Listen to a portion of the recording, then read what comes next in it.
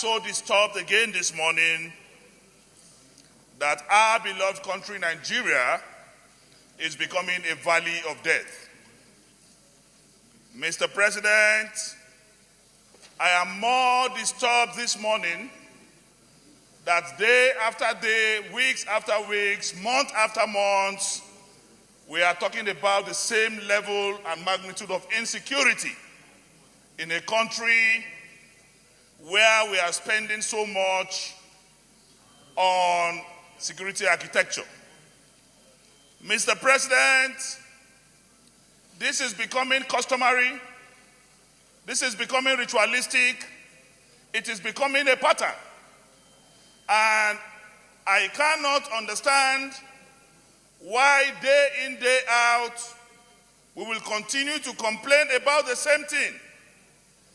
And we have not seen a decisive, purposeful, coordinated, organized approach to curtailing, ameliorating, and palliating these problems. Mr. President, I am not happy because the federal government is talking about the economy. If we revive the economy, for who are we reviving the economy for? For people that are dying or for the dead? Mr. President, we must reprioritize, we must reorganize our priorities. As we speak today in this country, the President of the Federal Republic of Nigeria, President Muhammadu Buhari, the Vice President, the Senate President, the Speaker of the House of Representatives, and yourself inclusive, and every senator in this chamber had either the Bible or the Quran on his right hand and the Constitution of the Federal Republic of Nigeria on the left. And we all swore before men and God to defend that Constitution.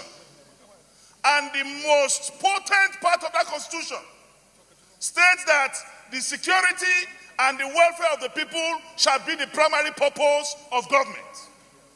Today, Mr. President, there is no security, not to talk of welfare. And you need to be alive to even enjoy welfare. I think we should take these things beyond the rhetorics of presentation on daily basis. We are behaving as if we have kerosene flowing through our veins and not blood. We, most elites in this country, from the president to the least appointed, are protected by police and mobile police and even the army. Who is to protect the common man on the streets? Who is to protect the palm wine tapper in Umuleri? Who is to protect the Baduku in Marafa? Who is to protect the poor farmer in Ogbomoso? Mr. President, we should outgrow rhetorics and sensational presentations and call a spade a spade. The President of the Federal Republic of Nigeria must show capacity as the Commander-in-Chief of the Armed Forces. And if we need international support, we should say so on time. If we need international collaboration, we should do so on time. And we should not just be concentrating on creating funds for the army and the other security forces without looking at the police. Intelligence gathering in this country is dead. Events will happen, there will be signals that they will happen, and they will happen, and there will be no remedy. Mr. President, before the masses begin to chase us, before they begin to destroy our vehicles and our homes, I think it is time we act and make hay while the sun shines. You, the leadership of the Senate, I am advising and suggesting that you move and see the president.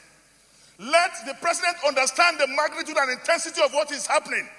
We want to see a working security program. We want to see a decisive, pragmatic approach to this problem. We cannot just continue to have sensations on pages of newspaper and we are not seeing actions on ground. People are dying. Thank you, Mr. President. Senator Marafa.